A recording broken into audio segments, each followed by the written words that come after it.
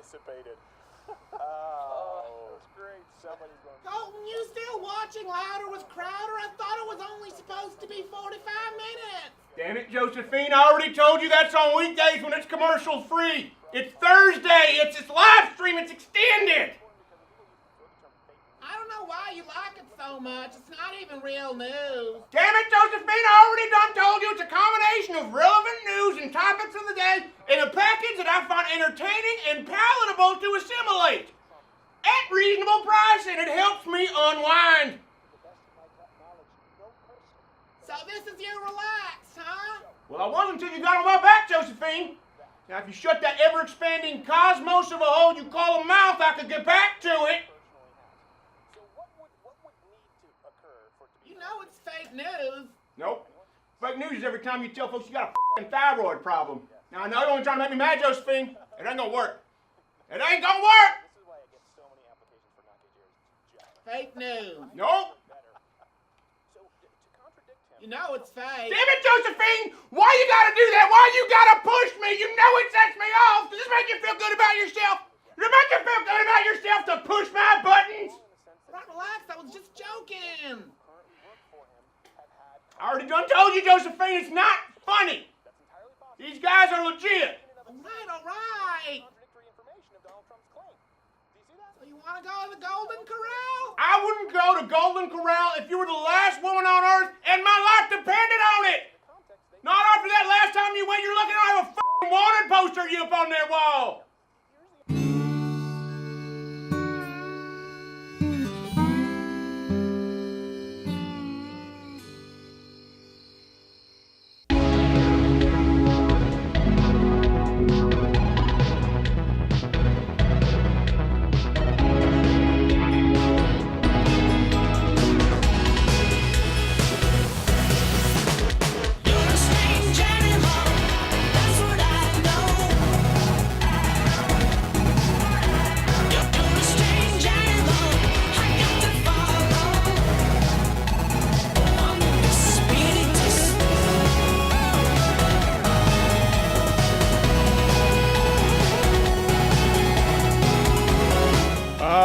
That is called the It's Cold in Here. We have dances every day of the week. Glad to have them. By the way, huge show today. Huge show. Ben Shapiro's on and Cassie Jaye is on. So we've got the fantastic, unbelievably pretty, very eloquent, charming Cassie Jaye. And then you got me. Ben Shapiro. So, producing with me in video studio always is Jared, who is not gay. Follow him on Twitter at NotGayJared. Me at S Crowder. With your thoughts, your comments, your photoshops, I fulfill my legal obligations, drawing conclusions. We good? We're good. First show back since on Thursday. First live stream back. Yeah, here on the YouTube. For people who are watching Mug Club members, we also do this on YouTube live stream. Also, you can comment in the YouTube section. Everyone on the team now is commenting a little more in the YouTube comment section because we got a lot of flack for saying, well, why didn't you comment? I was like, well, because you called me a Jew fag. But I understand that it still merits a response. It does. And also, check the bell. Yes. Check the damn bell. Check the bell if you want to receive notifications. Hey, I forgot. At G. Morgan Jr. is back with us. How are you today, baby. sir? I'm good. What's the wine of the day? The wine of the day is Upchurch from Red Mountain. Sounds like it's for a homo. So, listen, we have a lot of news to get to. We're going to talk about net neutrality. We're going to talk about Donald Trump Jr. For those who missed. Yeah, I know. I am so tired of that story. Oh, good Lord. And what else are we going to be talking about? Talking about... I don't know. We'll talk about this. Thanks to President Donald Trump. Thanks, Jared. The Afghan girl robotics team has finally been granted entry into the United States. So remember that. That one is thanks to Donald Trump.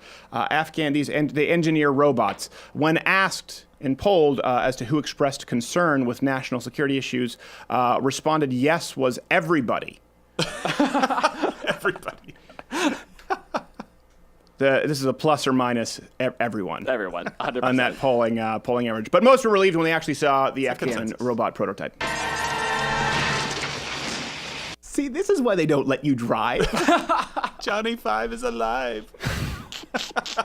You even knew the reference, Johnny Five. I do. Well, just let it ride, I'm on Gerald. 80s movies. Gerald. Someone might be going, hey, what is it, what is it, what is it? And you're like, Johnny Five! And I'm there you to ruined help. it for there me. to help. It's not a quiz.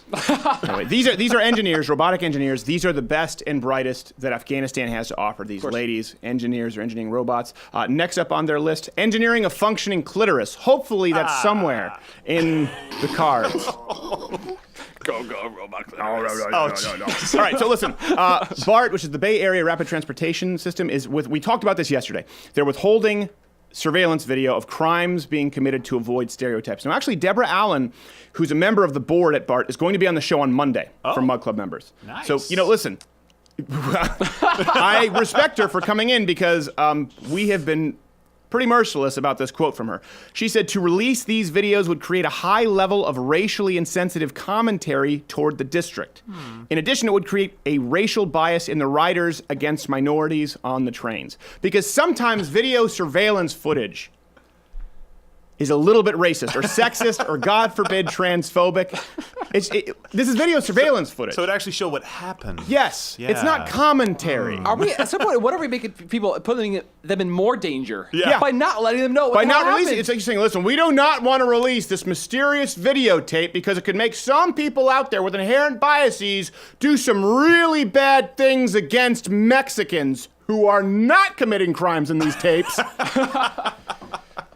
I just don't. At what point do we? This is news. These are crimes. Awesome. At what point do we stop sanitizing the news? So here to get to the bottom of what actually happened on the BART system is our very own on-the-field reporter. Reporter, can you hear me out there? Can you hear me? Yes, Stephen. There was a gruesome incident that involved some persons along with some other persons at a locale at the time of the day. Okay. Well, there's who at what time? Give us something more to go on, yes, reporter. Of course. We are not happy about it at all. And back to you, Stephen. No, you got to be some more information than that, reporter. Of course. Okay, yeah, there's got to be something. The incident occurred at a balmy 82 degrees when it happened. And reporting for Loud Crowder, I'm a reporter. And up next, sports. We don't cover sports. Not at all. Soccer. There we go. Well, what can you expect? I hope he finds what he's looking for. Chelsea Clinton is also being sued for $150,000 for... Okay. This is not fake. There are some stories we're going to talk about today that you may think this is true. She's being sued for plagiarizing ideas in her new... It's a children's book. She's being sued for her children's literature. Did you read this story, Jill? I did. I know you've been off on a balmy 4th of July 82. thing. Yes. Yeah, 82. I did read this story. It's silly. And the air went out in our studio today. That's why we're all glistening. No joke. So she's being sued for blatant plagiarism and also trademark infringement, which, actually looking back, we have worked with trademark infringement issues. We've had to deal with those quite a few times. It happens from time to time. And looking back, they probably should have seen this coming with Chelsea Clinton. Not such a surprise. A few books. She did the Cat and the Pussy Hat was one where I felt as though it was borderline. And then she got a lot of flack for By Curious George and the Adventure of Self-Discovery. It almost seems obvious when you see it. It's a trail of raisins. Move on. Next slide. And then, obviously, just because it's so popular, she probably will lose the suit from hashtag not all brown bears, hashtag not all brown bears, there's nothing to see. So these are, what's happening? I'm sorry, hold on. Jared. Dean, hey. What's up, buddy? Hey, man. Hey, It's One Thursday. second. I just need a quick question. What position can I put you down for in football? Football. Yeah, what do you play? I assume probably receiver or... No, I don't. I mean, we're talking. I don't really. I shouldn't play football usually. Are you playing football? I do that. Yeah, no. Dude, did I play football? What? I know. Well, I know. Dean, I can't. Dean, I've seen your reel. I'm gonna get killed. Charity. No, Jared, it's charity. You'll be fine. Oh, okay. No big deal. Dean, Well, should I just say receiver? I don't weigh much, Defensive man. back, running back. You're fast. I am fast, but I've seen your reel, man. No, it'll be you. Well, I mean, there's some players, but you'll be fine. It's celebrity. We'll be okay. It's tackle. Well, it's tackle, but it's not like it's hard tackle. Okay, who else is going to be there? What is it? Me, Terry Crews will be there. Maybe The Rock, because he played as well in college. No. Okay, I don't want him sorry. in anymore. No. I'm sorry. I don't. But I told him it's He's a nice guy. Maybe we can do something with him. we're not I'm surprised he wasn't anymore. calling Gerald. Let's just move on. Yeah. Move on. Waterboy So, Jared. Washington Post had this article out about how dating an abortion provider can be cool. Oh, okay. Cool. Because it can be rad, kids. Just like a cool hat. Yeah. Or I Winnie thought this Pooh- was going a different direction than it ended up going, by the way. Yeah, I can imagine. So they write in the article, an unexpected side effect of the 2016 election is that many people have become vocal about their support for reproductive rights. Suddenly, dating an abortion provider can be a cool way to proclaim one's liberal street cred, not an Onion article. Dating an abortionist is a way to prove your liberal street cred. It's one step away from having a black friend. Hey, my broad killed a baby. We cool? We go. Go on and grab yourself some forceps. She done it. She did it. So we do, though, in this, on this show, we always try to look at from the opposition's point of view. We sure. want to be fair, to at least try, to understand where they're coming from, is to at least be capable of rebutting their argument. And we actually saw Difficult here. there are quite a few positives here. Gerald. Yeah, we do a pros and Hypothetical. cons list. difficult. Yeah, it's like you almost didn't Back read off. the show breakdown. It's like you just showed up from drinking wine. SimplifiedWine.com, one That's hell of a kinda plug. So we do a pros and cons list on a regular basis just to figure out. We have the whiteboard.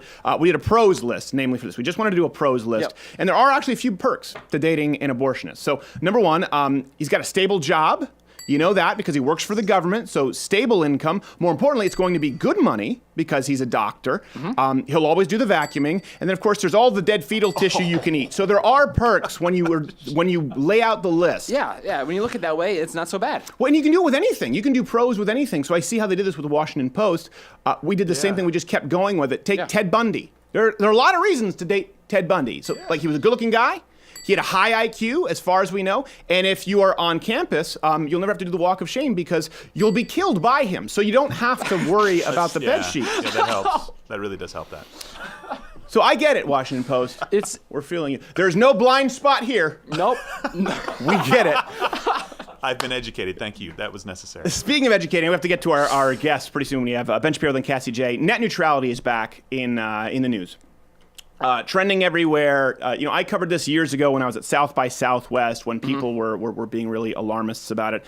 And it's a confusing issue for a lot of people. Yeah. Yeah, I had questions about this. Like, what? Okay. I almost.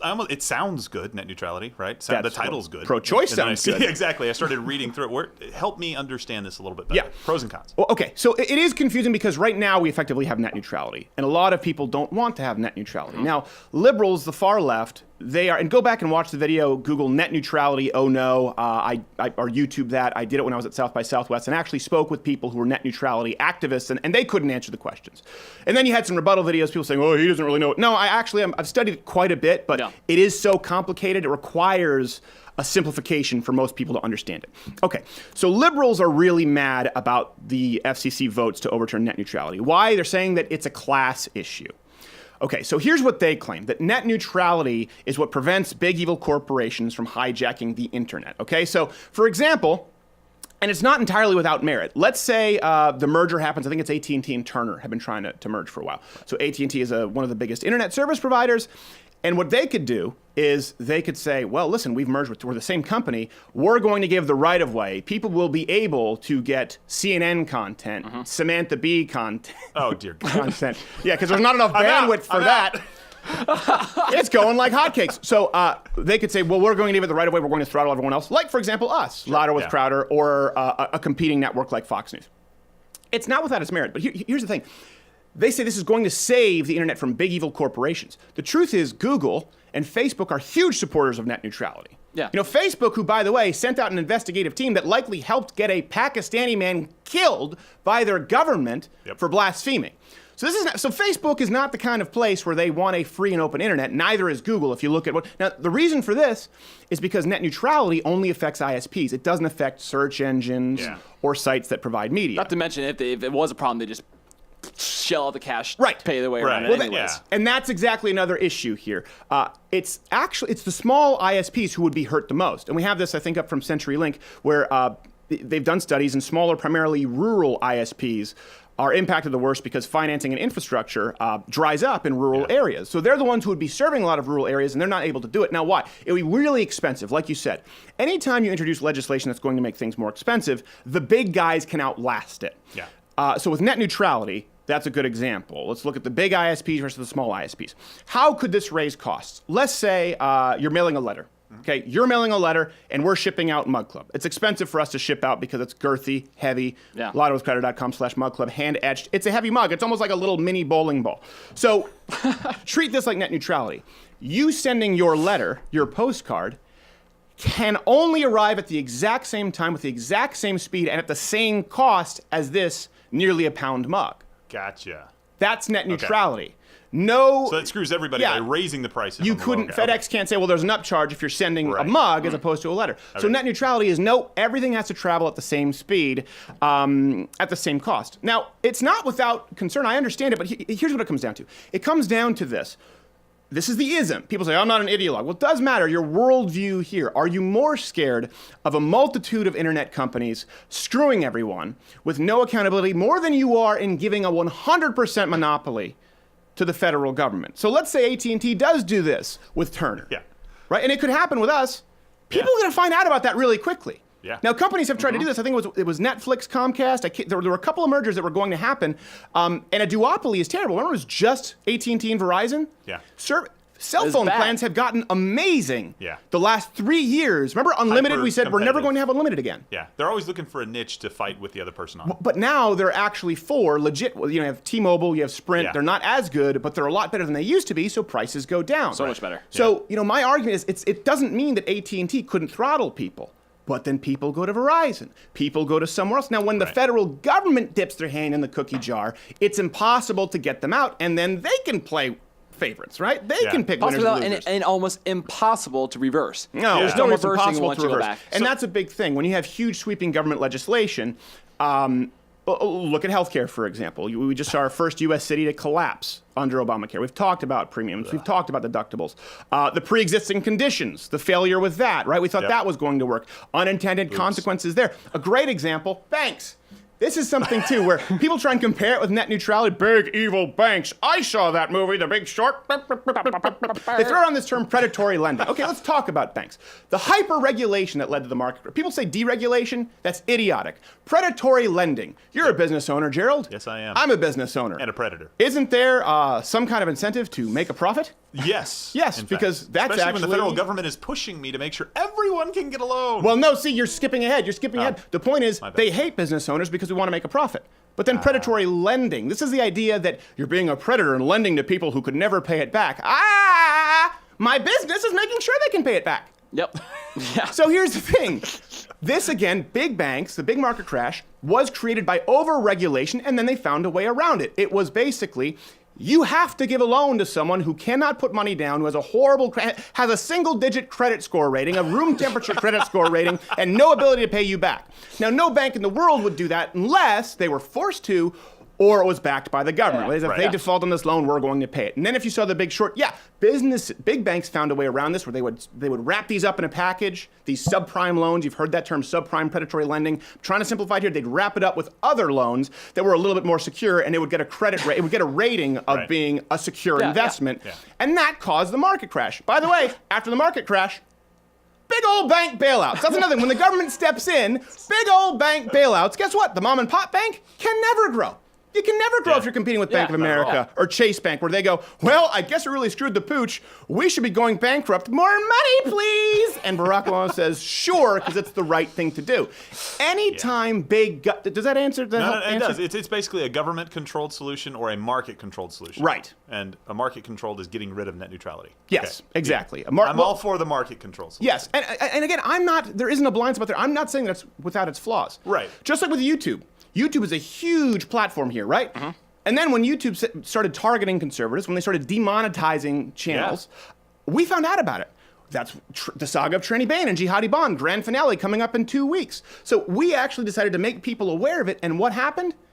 It's starting to correct itself. Well, and you start to find other avenues, too. Mug Club being a great one. Yes, right? Mug Club. Pushing people to that. LottoWithCreditor.com/Mug Club. Go around that. But by the way, if we mail it, we should be able to mail it at the same cost of letters. So as long as I can mail favor my net wine neutrality at when that it cost. helps me. We're a little selfish here. Post office isn't making money anyway. Come on, what's my extra 30%? And I get it. I understand. Listen, I understand concerns with all the content we're uploading here.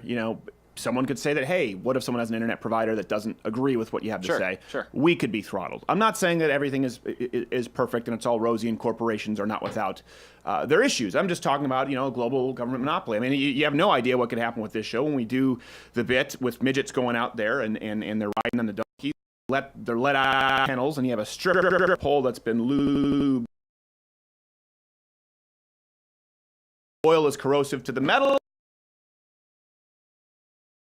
They're mounting each other bodies with a damn pitchfork. I hate it. Ben Shapiro, coming right up. Wonder, two, and two. P-O-G. This virtue.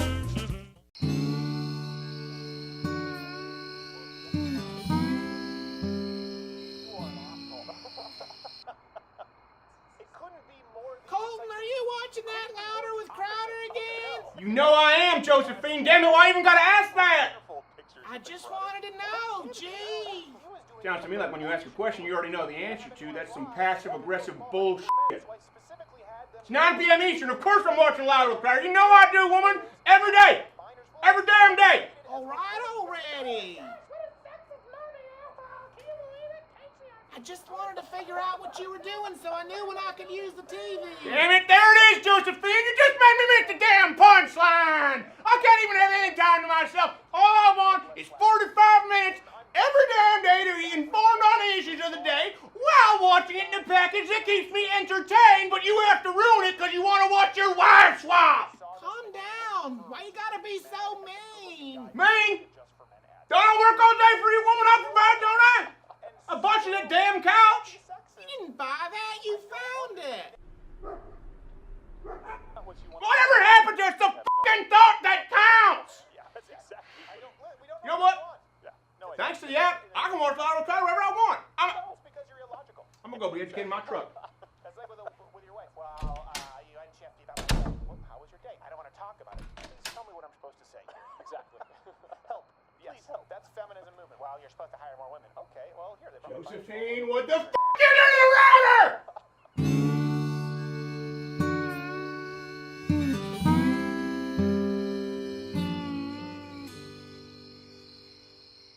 It's better to have loved and lost than never to have loved at all. Come cheer up my nights, come cheer up my nights. It's better to have All right, Pogo, obviously, always playing Pogo. Always good stuff. Every week, love Pogo. Regular guest, another guy's a regular guest, crowd favorite, not as attractive as Cassie Jaye, who'll be coming after him. But we do like him a lot. You can watch his Ben Shapiro show over there at dailywire.com. Ben Shapiro, how are you, sir?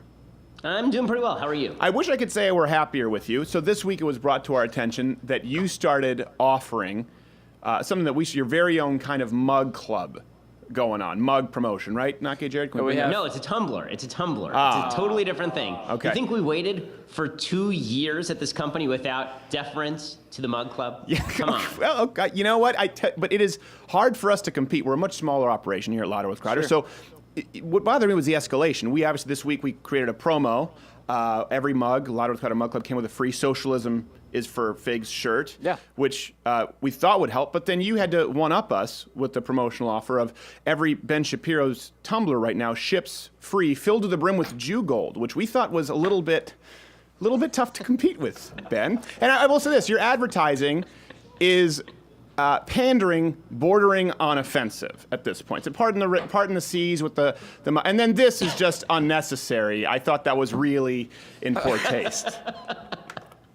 Yeah, well, we try to leverage whatever we have at our disposal. You have your brawn and low IQ, and we have gold and splitting the Red Sea. Yes, this is true.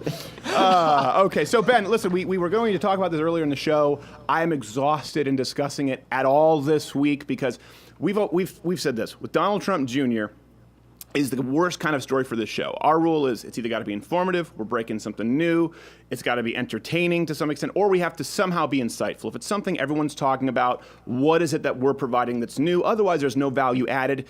With Donald Trump Jr., there's no way to do any of that. It just seems like everybody's a moron on this. See, I feel like you can make it sort of entertaining. Like you have that schmuck Rob Goldstone who looks like Les Grossman from Tropic Thunder, and he's like just this fat load who's supposed to be the go-between, and then you have Natasha from Rocky and Bullwinkle, who's doing a meeting with Fredo Corleone. So it's really, there's some entertainment value there. Yeah. I mean, on my show, I played the clip of Joe Bluth going, "I've made a huge mistake." With Trump It is bordering on cartoonish. You expect Dudley Do-Right to write in, "I'll save you, Donald Jr. He's in trouble. I must save him." It is so exactly bad. right. I mean, it is the most incompetently done conspiracy with the Russians ever. I mean, if it is these things, it's another one of these stupid stories where everybody gets it wrong, right? So on the one hand, you have people on the right going, "It's a big nothing. It's a nothing burger. Nothing happened here." Okay, in the emails it says, "We're going to send a Russian government lawyer to come talk to you as part of Russia's support for Mr. Trump." And Trump Jr. is like, "Sounds awesome." Why does it sound like a Nerf commercial from the 90s? It's Nerf or nothing! He basically says that, right? He's like, "I love it. I love it." He's like, okay, so Donald Jr., not good at this. And then he drags in Paul Manafort, who's like the Kremlin's man on the inside. Yeah. And he drags in Jared Kushner, who, Jared Kushner, the guy who's in charge of the opioid crisis, the guy who's in charge of peace in the Middle East, and the guy who dresses like the front of the J. Crew catalog. That guy, they bring him into this meeting he's like with Natasha, who doesn't have any information about Hillary Clinton, it turns out. She just wants to talk about adopting Russian babies because we need more Russian babies adopted, so we have to get rid of sanctions on Russia. It's a little bit humorous. And then Donald Trump's defense of this whole thing is, well, everybody would have done it. And it's like, well, not everybody. I mean, some people would have done it probably, but not everybody. And I like when he says he didn't know about it. It's like, well, maybe you didn't know about it, or maybe you did, and it wouldn't have mattered to you anyway because you just said that anyone would have done it. So that's also a possibility. But by the way, that's a great disservice to J. Crew. Crew. That's a great disservice to J. Crew. They make fantastic products. I would compare much more to the specialty clothing item in the Hamacher Schlemmer catalog. It's my driving moccasins. He's that guy. Yeah, he gets his helicopter and his clothing. Yes, exactly. He has his little mini submarine that he rides around in Jared Kushner. I think that's right. So on the one hand, you got people saying it's a nothing burger. It's not a nothing burger. It's a something burger. Okay, and then on the other side, you have the Democrats going, treason. We got to trot Donald Trump Jr. over to an actual noose and hang him from the highest tree because he had a conversation about adoption with some crazy Russian lady after speaking with Les Grossman. Exactly. It's like, no, that's not treason. This is all stupid. Plus, you have no evidence that any actual collusion happened. So at best, what you have here is attempted collusion, but no information comes out from the meeting, apparently. And then here's my big question that I've been thinking about a lot this week.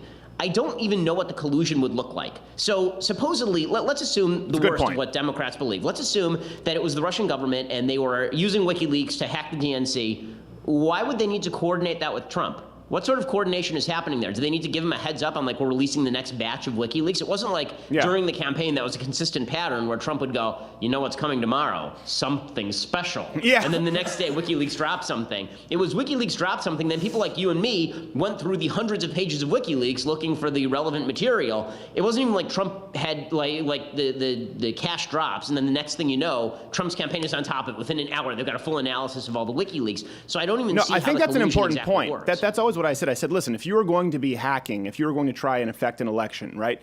Let's say, like Paul Manafort. I even said that with Sally Cohen. Listen, if you want to talk about Paul Manafort's unsavory ties, that's legitimate, but then you take that and you expand it into something that's completely untrue, and that's why you lose and no one trusts you. But exactly. The saving grace as to why I don't believe Donald Trump has taken part in collusion with the Russians is because they're not dumb.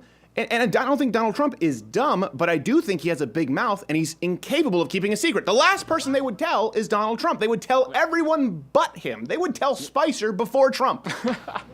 I agree. This has actually been my working theory for a while, is that let's say every single person around Trump knew, they're never going to tell him, because the next thing you know, he's going to be on TV, he's going to be, I know something you don't know. It's like, you know that's what's coming next. So that would, yeah, again, I totally agree with you on this.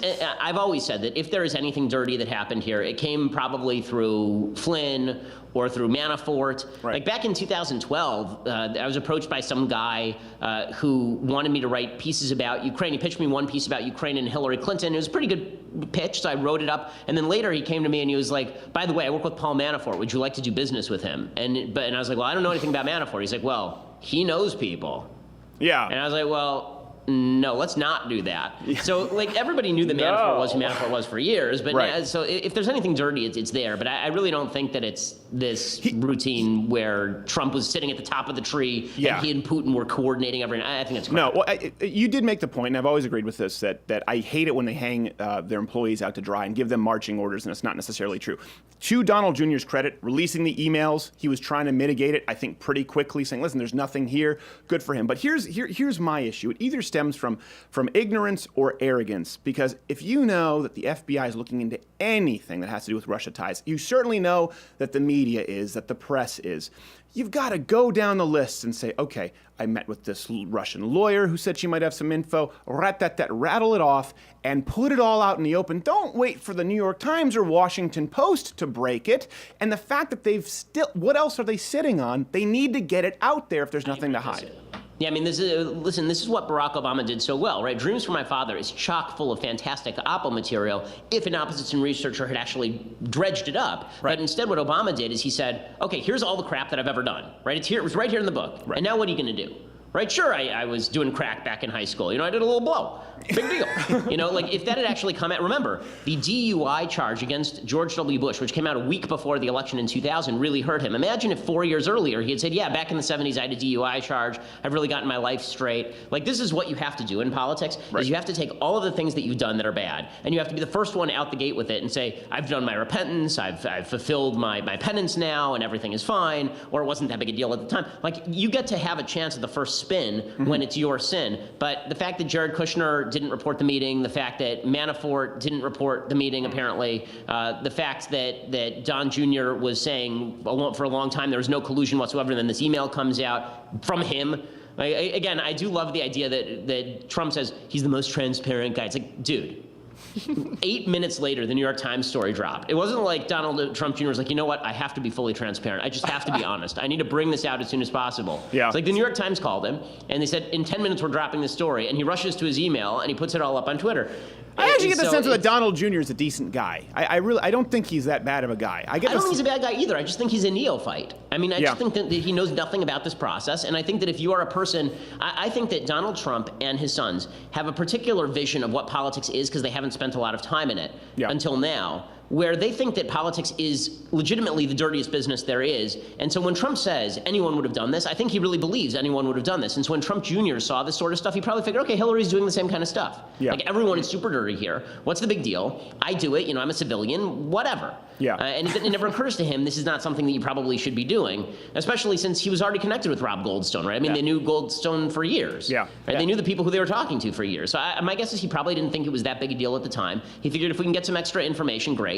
And he probably figured, you know, or at least it's possible he figured that even the line in the email about this is part of the Russian government's support for Mr. Trump, they just figured, okay, well, we've always been close with the Russians, and maybe that's just a selling point. Maybe that's just trying to sell us on doing the meeting in the first place. Right. So I think that virtually this has been Hold on. rule Take a breath. so far. Take a breath. Nake Jared has to say something. I wasn't going to say, you know, you got to get out there ahead of it.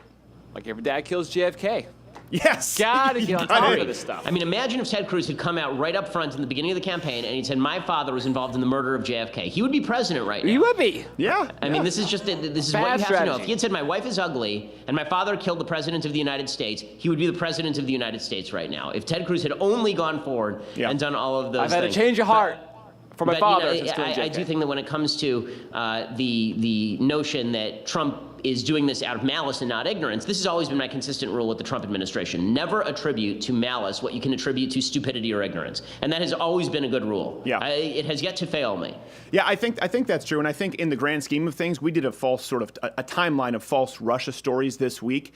And there were so many to wade through. We said, okay, let's pick about the 5 major ones. Of course, the BuzzFeed, CNN pissing Russian prostitutes. That has to make it in there, of course. It's the funniest thing that we've ever heard in our lives after we knew that it was... Until it turns out that they're about to break the actual tape and Trump goes on Twitter and he's like, I'm getting it out first. Boom. Pee. Water sports. So, I was raised poor. I never had a Sea-Doo. Okay, I think I do. This took a really bad turn. This won't make air. Of course it will. What was I saying before this? I was talking about Donald Trump. It's all over, man. You got derailed by the P-tape. Yeah, exactly. As we all are. I don't know what I was saying. What was I saying? I could hear about this. It's probably really important and insightful. Oh, we were going through the false Russia timeline story. And there were so many, we just had to pick some that we were going, okay, these are the most egregious, right, offenses. I think if you're going to do that timeline, do a refresher on it, even 6 months from now, let alone a year, this one won't even be a blip on the radar. I think it's one of the biggest stretches from the left's, the media that we've seen. And I also don't think that it just so happens to coincide with one of the worst weeks for ratings, in American television. Yeah, I mean, I think that this one, it depends what happens next, right? I mean, if it turns out that there is no further collusion, no further contact, then it'll just be a point of contention and rage from the left, sort of like Benghazi was for us, and then the left ignored it, and the media ignored it, and it turned out that it just wasn't a great motivator. I think that could definitely be, even though there was more substance to Benghazi than there is to this. Sure. Those emails are really not good. I mean, the fact that it says directly in the email, Russian government lawyer and part of Russia's effort to help Mr. Trump, that is more substantive than the P-tape BuzzFeed crap. So it's not, it's hard to claim fake news when Trump Jr. dropped the emails himself. Well, hold on a second. It is, but that doesn't mean Donald Trump, President Donald Trump. I agree. No, you know I agree with this. I mean, of course I agree that it doesn't go directly to Trump, but it is true that the majority of people in the Trump administration have been saying for months that the Trump campaign, right? Trump himself said the Trump campaign had no contacts with the Russian government, and this does pose a problem for that. Now, is that enough for anybody to really go nuts over? I don't think so. I don't think it should be. I don't think that this is like reason for anyone to panic and set their hair on fire. But it's enough that the left is going to make itself totally crazy over it. They're going to say, oh, it was a smoking gun. He admitted it. It's out there. And now he should be impeached. But look, they were going to impeach him anyway if they win the House. So I'm not sure that it really changes material reality on the ground that very much. Yeah, I think that's a good point. I don't think that's the issue. Is I watch it and I go, oh, it's that and Justice for All with Al Pacino, that famous. How did you know there was one Ralph? It's like now you're clearly giving away information you could have only known this way.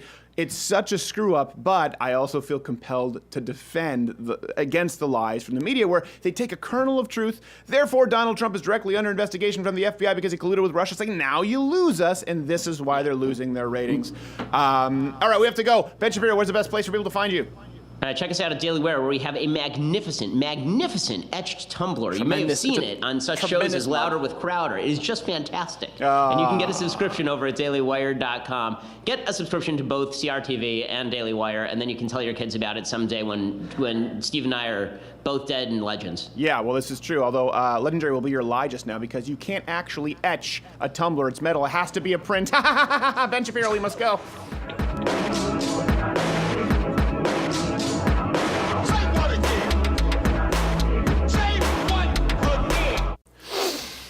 I told you, I don't want to see that tumbler here in the studio.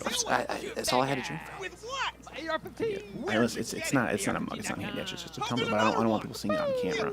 If you have it in here, It's not okay. I promise. It's off camera. People will never even know. Can't believe you're drinking from that. Oh no, there's another one. That's all I had. It was what I brought with me. It travels well. With your what? The mug is not to travel. It's those tumblers. You can get them anywhere. It used to be the Yeti thing was $50. Yeah, It's $50, and then they got into a lawsuit. You can get them for $7 at Walmart. There's nothing special about these things. They're actually. I'm saying that's what I had. I get it. I understand. If you wash my mug, maybe I would convenient. put it in my mug. How much time do we have? How much time do we have left? About 45 seconds. All right. Just make sure, because one time you had the Quick Trip Cup on camera. The only thing that you see on camera is our Lotto with Crowder. I don't want to see Ben Shapiro's. I get it. It's It's a fantastic mug, though. Damn it, Jasper, just do the lines. No, really. It'd be great if we could do like a side-by-side and just bring in... Don't say it. Don't say what? The name of your roommate. Just drop it, move on. Come on. No, it's nothing bad. He was a great roommate, and he was built like a brick outhouse. It's just the resemblance here is striking between this gorilla and... Don't. Now, don't what? Don't say the name. Jasper? My roommate Tyrone. Stay tuned for more Wild at Large on the Nature Network. Narrated by Jasper Prunk.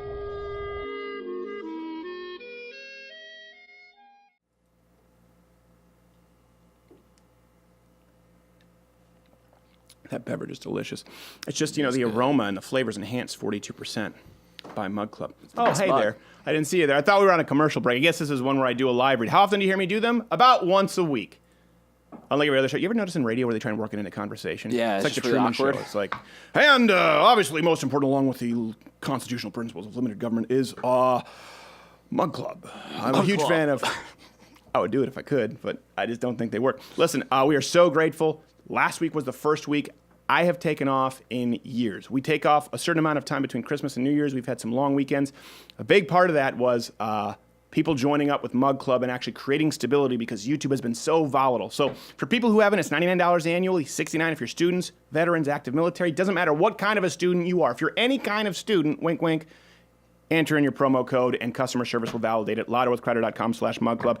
You get the show every day, Monday through Thursday, and you get Morning Grinders on Friday. You get access to the entire CRTV lineup, which right now we're launching a whole new app so that you can watch it anywhere. You can pause it. It'll know where you pause it. You'll have MP3 downloadable. I know a lot of people have been asking for that. And once that app is drawn out, we're going to have a lot of new people added to the lineup. So ironically, listen, we're not going away with the free content. It's the paid content that allows us to stay on YouTube and forces YouTube lawyers to bring us out to New York and have meetings because they're concerned about why we're not going away. And like we were talking about with Cassie Jaye, some of these things that you see, they take hours and hours. There's Nake Jared, Sound Guy Edward, Aaron the Intern, Matt from TBS, who was just there talking about Samantha Bee yesterday, Francine, Darren, Courtney, Casey, Brodigan, Corey, Nicole. Am I missing anyone? I don't know. I don't think so. All of these people make good livings, not fight for 15. They make great livings. They're able to provide for their family. They're able to eat exclusively because of Mug Club. And we appreciate it if you join. If you don't want to join, you don't have to. You still get plenty of free content. But if you don't want to see them starving in the streets, you'll join. For less than the price of a cup of coffee per month, really. If you're a student, it's less than a tall. What's the big size at Starbucks? Grande. Grande is the biggest? No, it's a venti. Venti, because that means 20. For less than one venti specialty beverage at Starbucks per month, you can feed a Mug Club worker.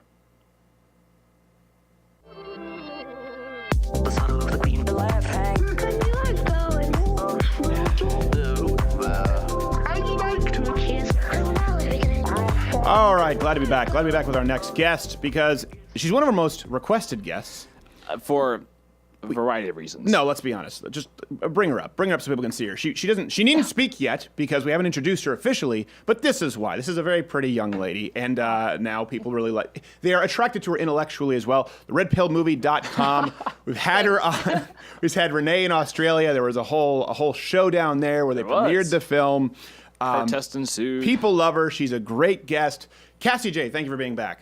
Hello, and guess what? I have a surprise. What? I don't even know how she got that. She must have joined. This is going to be the rest of the show, by the way. Just Cassie Jaye. Just let it roll. Yeah, well, that's what we had with her. And what's her name? The singer. Joy Villa. Joy Villa. I literally would get hundreds of tweets just, when you have another guest, you shouldn't be on the screen so much. You should just let them have the screen. I'm like, oh, okay, thanks. Any particular reason? I just think it's better. It's just better vibe for the show. If you love America. So, if people don't know about Red Pill Movie now, they should. There's a sale going on, 99 cents on iTunes. Let me ask you. Okay, and then we promise you that since we've had you on several times, we'd open the floor to whatever you want to ask. But let me ask you this: it's really common for people to say, oh, I was a blank until as a marketing angle. So a lot of people say, I was a liberal until I became a conservative. I was the real thing. And then they start selling books on Fox News. And I will say this, behind the scenes, that's often untrue. So how drastic would you say your transition was? Like, on it, just lay it out there, 100% honest.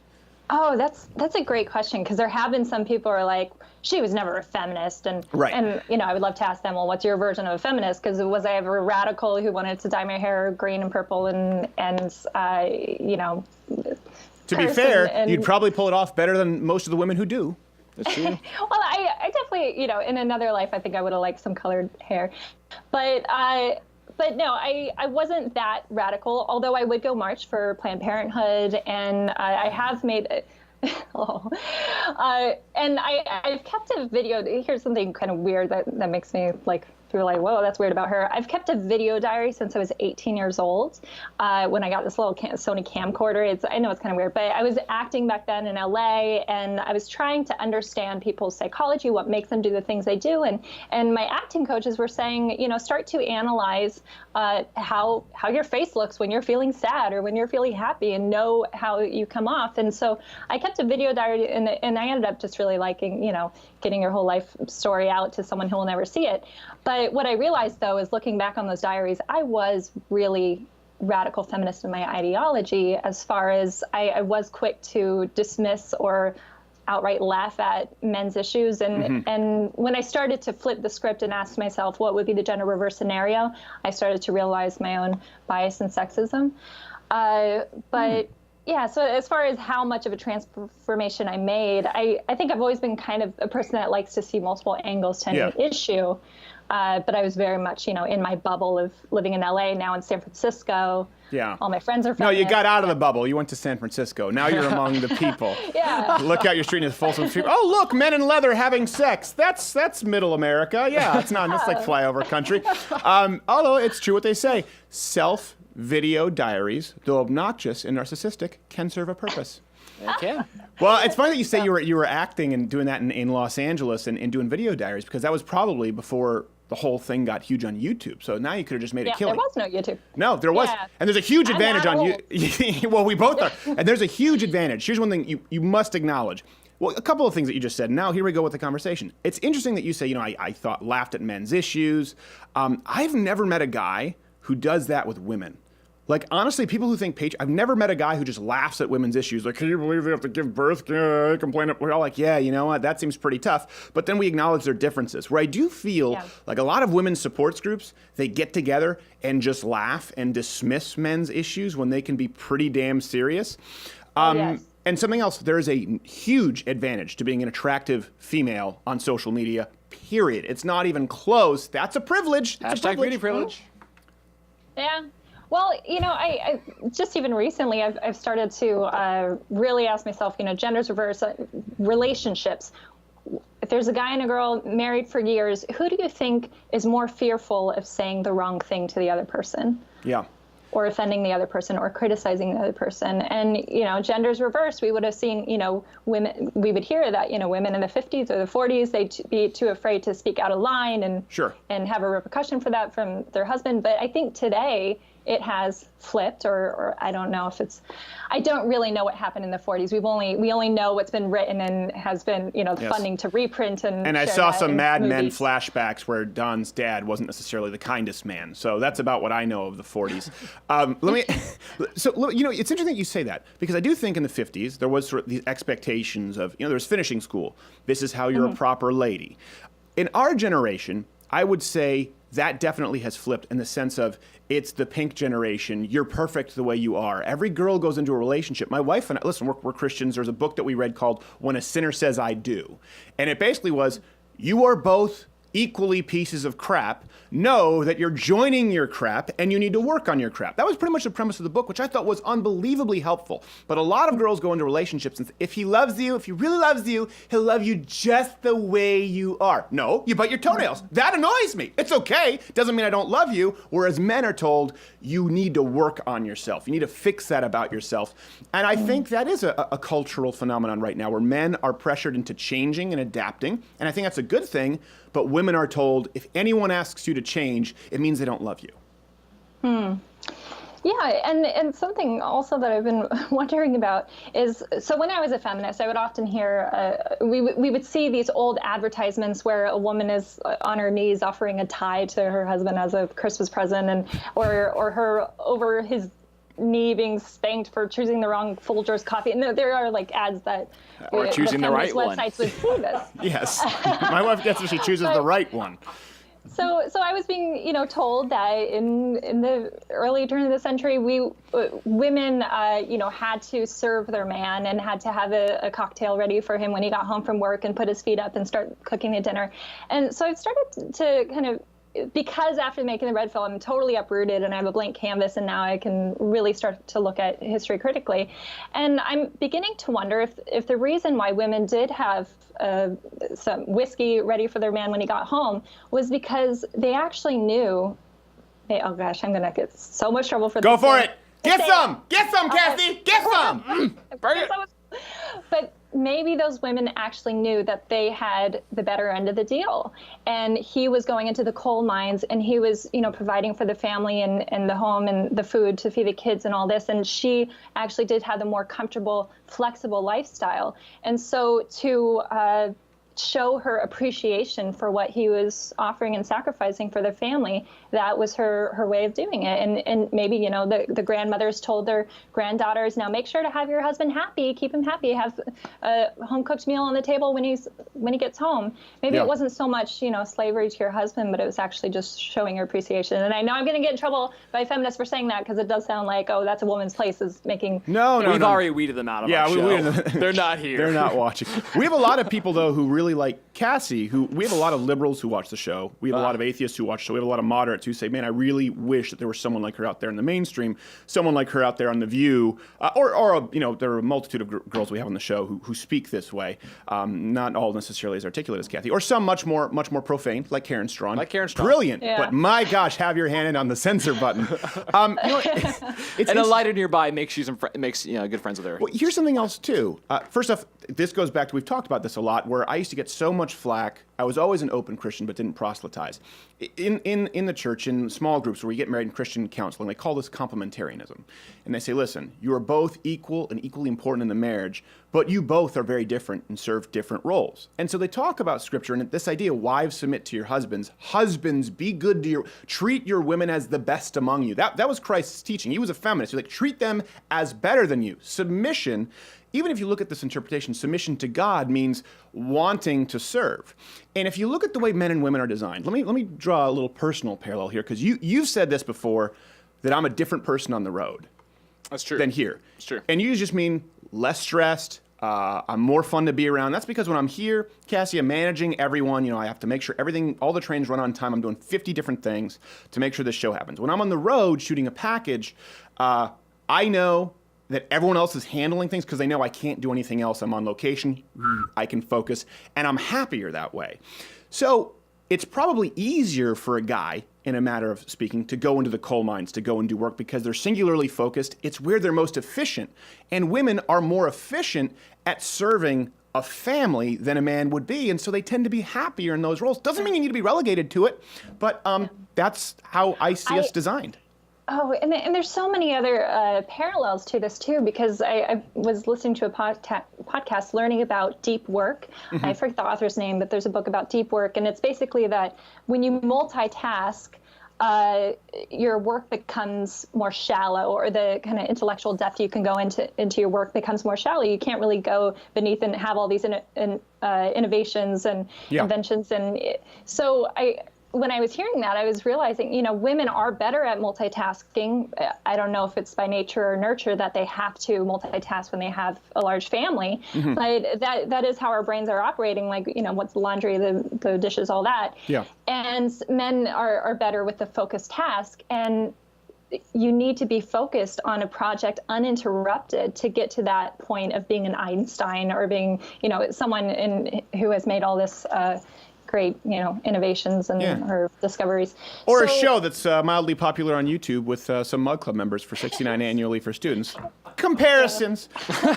Okay, so Cassie, no, it is true. And by the way, I want to make sure, because you might get flack for that.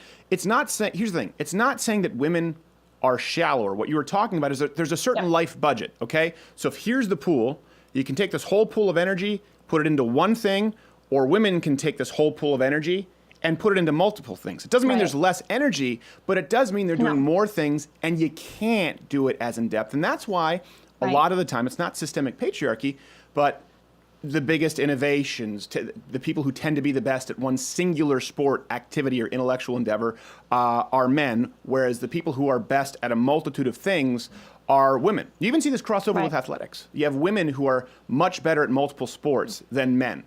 Generally speaking, a man is good at one. Think about Courtney on the side of the website. She's very good at the managerial side, organizational side of the website, handling a lot of things coming in and out. Yeah. Your brain would blow up. Yeah.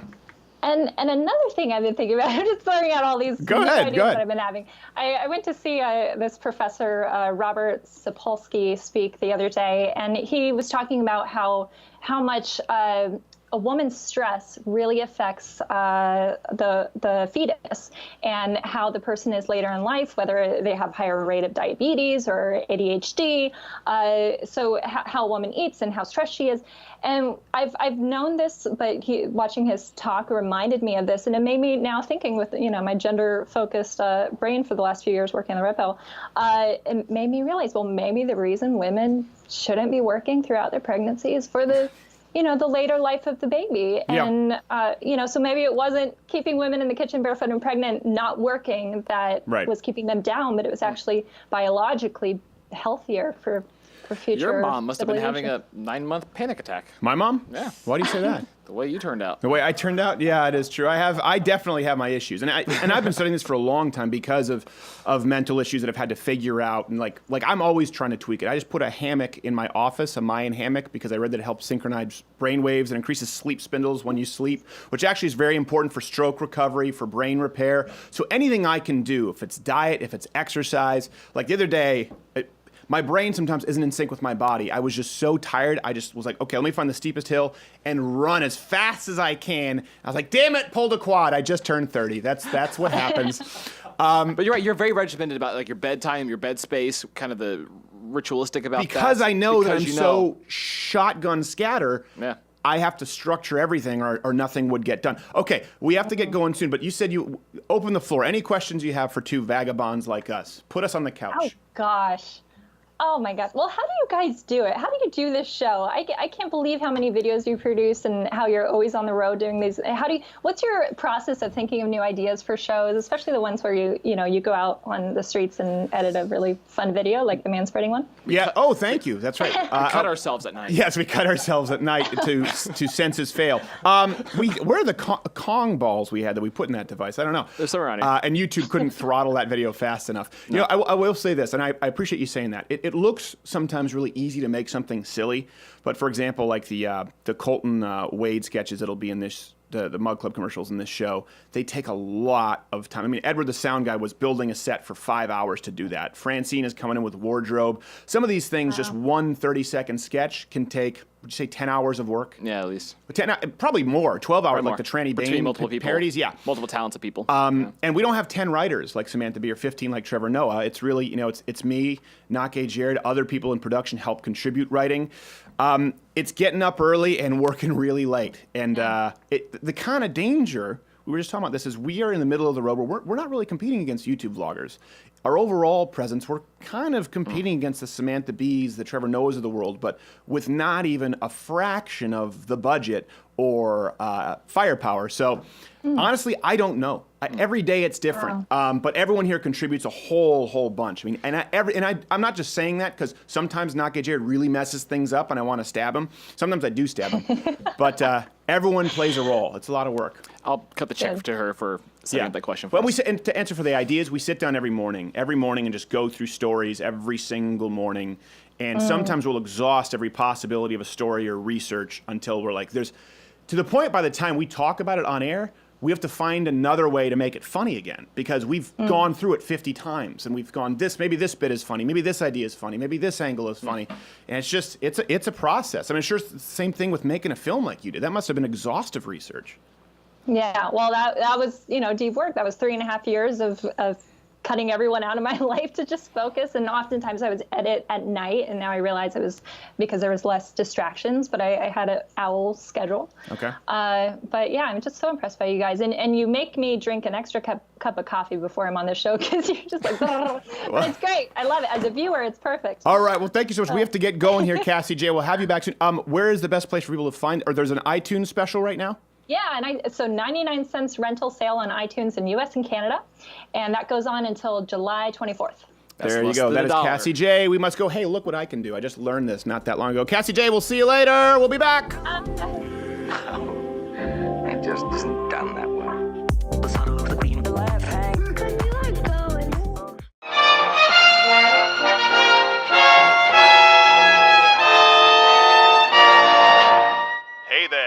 handsome. No, not you. Oh, Lord, no, I'm talking about that snazzy t-shirt. Looks like someone's been dropping some coin at louderwithcrowdershop.com. Now, come near, let the world see, don't be shy. There we go, that's what I'm talking about. Oh, now, someone's trying to be a sneaky fellow. Let's go, wear that bad boy loud and proud. Nothing to be ashamed of here. Say, what's the big idea? Stop kidding around and show everybody your swag. Don't make me come down there. Well, now your t-shirt just says socialism, which is far more embarrassing. There we go. See, nothing to be afraid of. Available exclusively at louderwithcrowdershop.com. Mug clubbers are almost never beaten up for wearing a long-sleeve socialism is for fags t-shirt. Unless, of course, you're sickly looking and lacking self-confidence. And that's why we now sell long-sleeve versions. Perfect for those cool summer nights and covering up a lifetime of gym avoidance and poor decisions. Get yours now at louderwithcrowdershop.com. That's louderwithcrowdershop.com. Because anywhere else would be pure faggotry.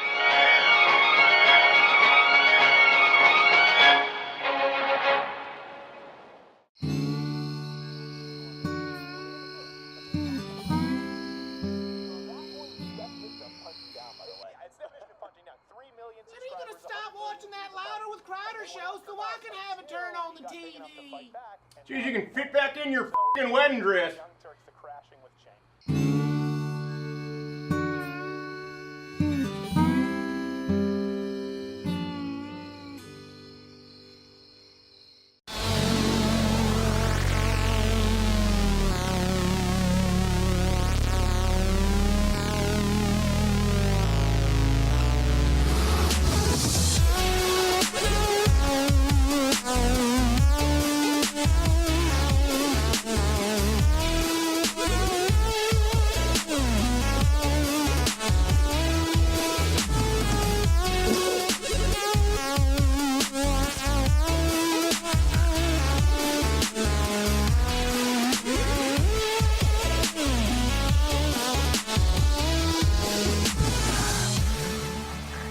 Brought back the dead man dance. It's been a while. People are saying, when's the floating dance? The dead man's float.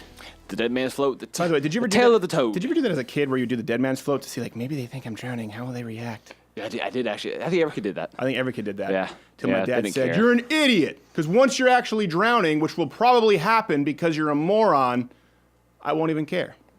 It's true. It's true. That's why I was the oldest, and they made more of me. Yes, they made an example of you. Yep. In front of the other ones, like, listen, the next time you make a mistake, I'm gonna beat Jared. Thanks so much to Cassie, Jaye, Ben Shapiro. Tweet me at SCrowder. Leave your comments here on YouTube as to what you want to see as far as a collaborative, probably with Cassie, Jaye. Yeah. Or if you're on SoundCloud. Yeah. By the way, I just got some news on SoundCloud. Apparently, there's something going wrong with SoundCloud, iTunes, so we may need to find a new provider for the podcast. But if you're a Mug Club member, sounds like more work. We have all the audio going to be in the Mug Club. We're actually going to be moving this whole thing to the same platform as like the NFL, UFC, ESPN. I think thanks for being ABC. patient with us out there, because it's taken a lot of work, but we're getting there. Well, it costs millions of dollars. No joke, it costs millions of dollars to get an app where you have the ability to play it anywhere, to get it on Roku, to get it on Apple, to be streaming it, casting it. So it costs millions of dollars. That's not an exaggeration. So you joining Mug Club is what makes us able to actually up the quality to the point where it's as good as anything on network television, only you have a direct line to us. That's what's kind of cool. You raise the quality, but you still keep the accessibility. Exactly. Ben Shapiro's mug sucks. Don't buy it. Yeah, his mug is awful. Yes, it is a terrible mug. It's the worst mug I've probably ever seen. Like Ben Shapiro, but I don't like his mug. But I want some of that shekels. So, no. We'll have Cassie Jaye back on soon. We have Deborah, whatever her name is, from BART. We have her on Monday. I'm surprised she's going right into lines. And listen, this is I had my 30th birthday, so I was going. I talked about this on Monday. But obviously, way more of you are watching here because so many of you are cheapskates. But we appreciate you just as well. Just, we're not making any money because YouTube decides they want to screw us. Not even. And someone asked me, what's the most important lesson you've learned, do you think, in turning 30? And I realized I think it's honestly doing something as hard as you possibly can, consistently, pushing your limits. I've learned more in pushing my limits in a controlled environment about myself and about the world probably than I have in any other case. That's how, think about it, it's how you get stronger, that's how you get faster, that's how you get smarter. I mean, pushing yourself within the constraints of not hurting yourself. Pushing yourself to your absolute limits in private so that you don't break yourself in public. And a lot of people I've realized have gone through their life and never done that. You know, how many people out there how many of you can honestly say to yourself that you lifted enough weight to the point where you were struggling, that your nose actually bled? How many of you can say that you ran as fast as you could until you puked?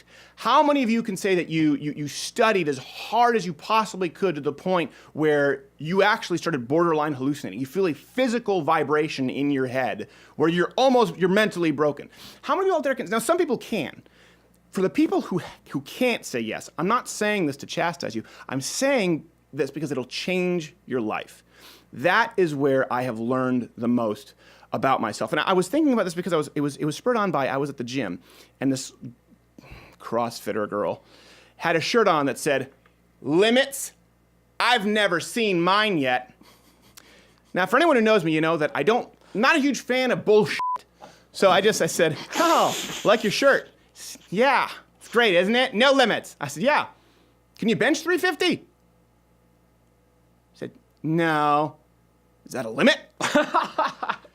So it's one thing to have a bumper sticker slogan, but this is from people who don't know. It's like people who come into when you're doing jiu-jitsu is a good example. I'm using physical examples because these are things that I do, but it could be basketball, whatever it is that you do. It could be Sudoku, it could be chess competitions. But we'd have people come in with shirts that say, "I never tap." Guess what?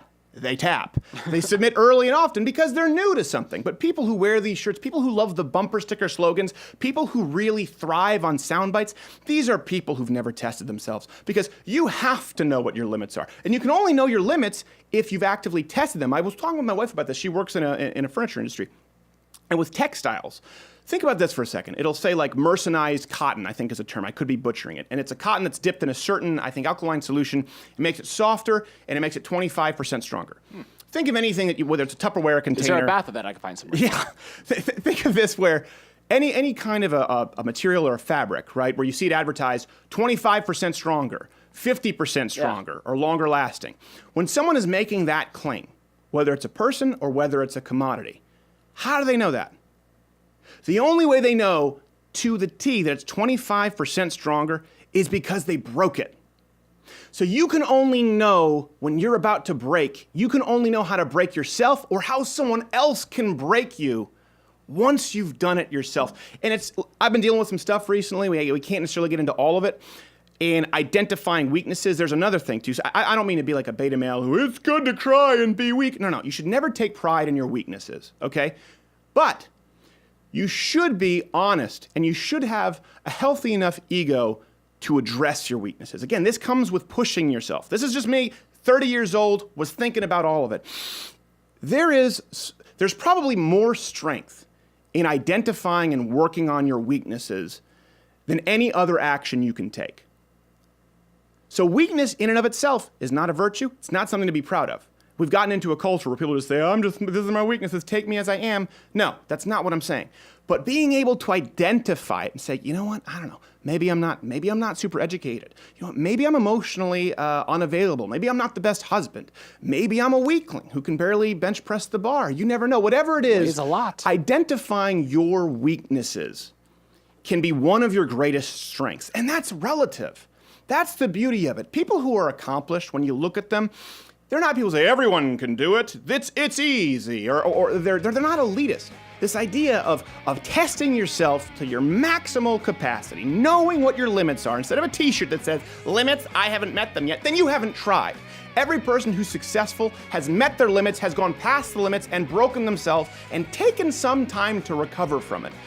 You need to do that. Everyone needs to do that at some point in their life. So if you're wondering right now and you're teetering on, is it the safe bet? Is it not? Every now and then, and I don't mean it in the gangster term, break yourself, fool. It is important that in a controlled environment where you can do it safely, break yourself so you know where that point is and someone else doesn't do it for you. Because I tell you what, if you don't do it yourself, someone will be glad to take you up on that opportunity. That's probably the most valuable lesson I learned in my first 30 years. You tell me, leave it in the comment section or tweet me at SCrowder. See you Monday. Mug Club members, Thursday for Cheat Days.